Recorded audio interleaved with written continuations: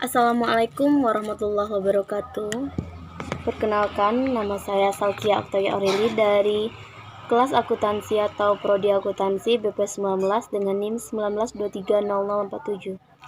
Baiklah, saya di sini akan menjelaskan tentang kasus anggaran perusahaan Volkswagen, yaitu tenaga kerja langsung.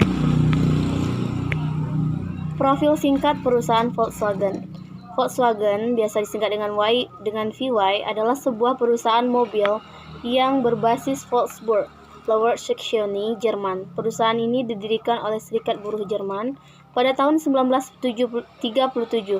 Volkswagen merupakan merek asli dari grup Volkswagen dan juga membawahi beberapa merek mobil terkenal lainnya, yaitu seperti Lamborghini dan lain-lain. Struktur organisasi perusahaan Volkswagen yaitu 1 manajer, 2 komisaris, 3 bagian keuangan yang meliputi administrasi, pemasaran, personalisasi, dan humas serta divisi. Yang keempat, showroom, bengkel, aksesoris, modifikasi, kafe, klub, mobil, gudang, serta departemen. Yang kelima yaitu keamanan, operator, dan pemeliharaan dan servis. Selanjutnya, permasalahan yang terjadi pada perusahaan Volkswagen yang pertama itu adanya skandal bermula pada tahun 2015, yaitu Amerika Serikat melaporkan bahwa VY menyematkan perangkat penakluk sebagai penakluk ilegal pada ratusan ribu mesin 2.0 liter yang dijual di Amerika Serikat sejak tahun 2009. Perangkat ini dipasang pada VY, Perici, Audi, Seat, dan Skoda. Perangkat tersebut dapat membantu mobil memenuhi standar emisi gas buang saat dilakukan tes uji coba di emisi.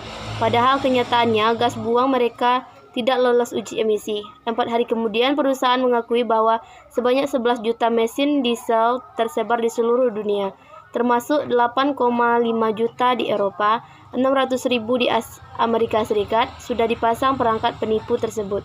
Hasil investigasi menemukan bahwa sebagian mobil memuntahkan nitrogen oksida yang 40 kali lebih berbahaya daripada yang diizinkan. Gas buang dapat memicu penyakit pernapasan dan kardiovaskular. Pada Mei lalu, Jerman memerintahkan Purchase untuk menarik sebanyak 60.000 kendaraan di seluruh Eropa setelah mereka ketahuan memasang peranti jahat itu sebulan kemudian. Yaitu permasalahan kedua, gonta-ganti pemimpin. Skandal tak pelak menimbulkan kegaduhan di internal perusahaan. Direktur eksekutif VY, Martin Winterkorn, terpaksa mundur meski mengklaim dirinya tak tahu menahu soal skandal yang terjadi pada tahun 2015 tersebut. Pada April 2017, Matthias pun naik jabatan menjadi CEO yang ditunjuk oleh Direktur VY, Herbert Diess. Skandal menyeret VY ke meja bundar pada 2017.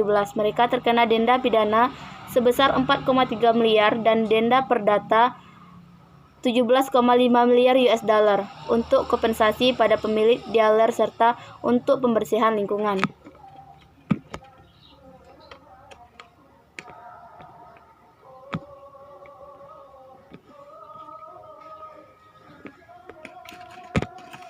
Permasalahan yang ketiga yaitu kehilangan jutaan euro. Akibat skandal, VY harus mengucurkan dana sebesar 26 triliun euro untuk membayar denda, kompensasi, serta membeli kembali terutama di Amerika Serikat. Mereka sempat mengumumkan bahwa VY menderita kerugian mendekati 1,6 triliun euro pada 2015. Permasalahan yang keempat yaitu investigasi dilakukan pada merek-merek mobil lain. Sejumlah analis mengatakan beberapa produsen memungkinkan untuk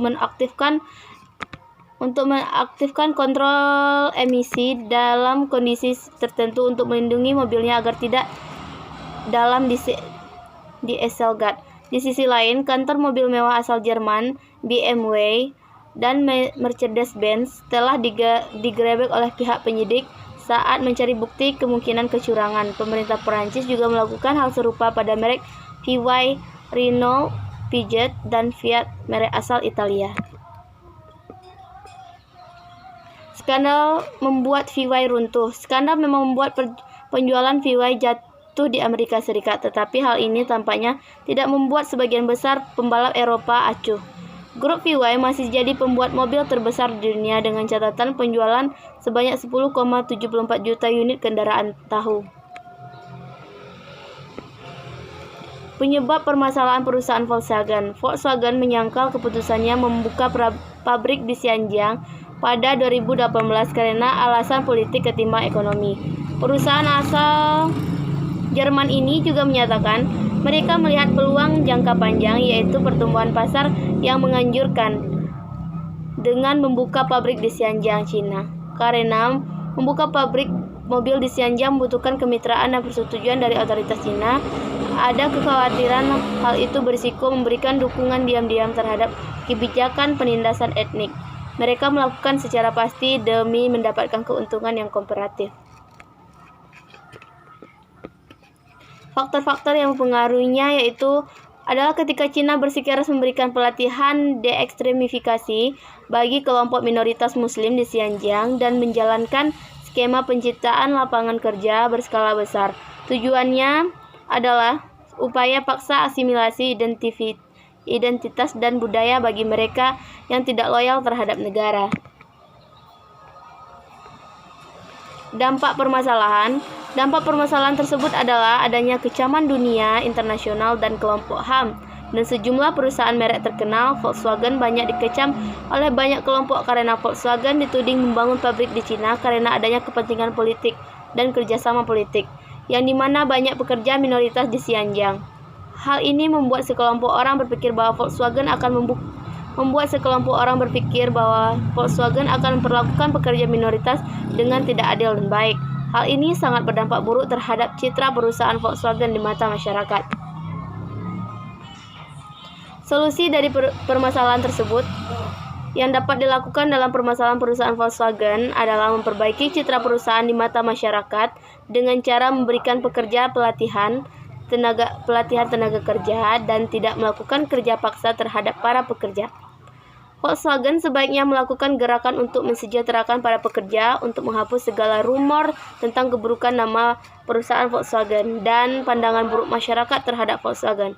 Volkswagen juga sebaiknya membangun pabrik tersebut setelah semua kecapan mulai hilang, sehingga citra perusahaan dapat membaik dan tidak berdampak buruk terhadap Volkswagen sendiri.